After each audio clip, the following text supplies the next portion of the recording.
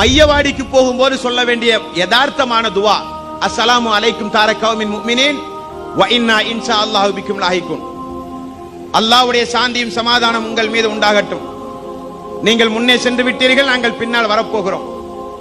பொதுவான துவா, யா அல்லாஹ், அடங்கிய மக்கள், மரணித்து போன மக்கள் உனக்கு இணை துணைகளை வைக்காமல் உன்னை அஞ்சி அவர்கள் வாழ்ந்திருந்தால் எங்களுடைய துவாவை ஏற்றுக்கொண்டு அவர்களுக்கு நீ கிருபை செய்வாயாக என்று பொதுவான துவா எல்லாத்துக்கும் செய்யலாம்.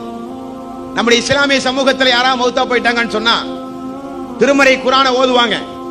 3, 7, 40 வருடம் என்றெல்லாம் பல சடங்கு சம்பிரதாயங்களை செய்து முழு குர்ஆனையும் ஓதி இப்படி நாம ஓதுறதுனால அவருக்கு நன்மை கிடைக்கும் ஒரு தப்பான ஒரு சிந்தனையில் நம்முடைய இஸ்லாமிய சமூகம் இருக்குது. அதுக்கெல்லாம் கூலி கிடைக்காதுங்க. நபிகள் நாயகம் ஸல்லல்லாஹு அலைஹி வஸல்லம் சொன்னாங்க, ஒரு மனிதன் மரணித்து விட்டால் அவனை உறவினர்கள் எல்லாம் தூக்கி செல்கிறீர்கள், அவரை கொண்டு போய் அடக்கி விட்டால் அத்தோடு நீங்கள் அவனை விட்டும் பிரிந்து விடுகிறீர்கள். ஆனால் அந்த மனிதனை விட்டும் பிரியாதது எது தெரியுமா? நபிகள் நாயகம் ஸல்லல்லாஹு அலைஹி வஸல்லம் அவர்கள் சொன்னார்கள், அந்த மனிதன் சாலிகான பிள்ளைகளை பெற்றெடுத்திருந்தால் அந்த பிள்ளைகள் செய்கிற ஒட்டுமொத்த இபாதத்திலும் பெற்றோர்களுக்கு பங்குண்டு.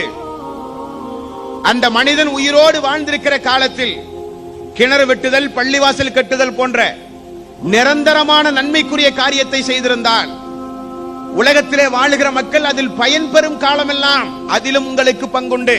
நாயகம் ஸல்லல்லாஹு அலைஹி வஸல்லம் அவர்கள் சொன்னார்கள், மரணித்து போன நபர்களுக்கு நாம தொழுதா அந்த கூலி அவர்களுக்கு கிடைக்காது, நாம நோன்பு வச்சா அந்த கூலி அவர்களுக்கு கிடைக்காது, நாம தர்மம் செஞ்சா அந்த கூலி அவர்களுக்கு கிடைக்காது. அவரவர்களுக்கு உரிய கூலி அவரவர்கள் உலகத்தில் வாழும் போது செஞ்சுக்கணும். பெற்றோர்களுக்கு மட்டும் விதிவிலக்கு என்று நபிகள் நாயகம் ஸல்லல்லாஹு அலைஹி வஸல்லம் அவர்கள் கூறியிருக்கிறார்கள்.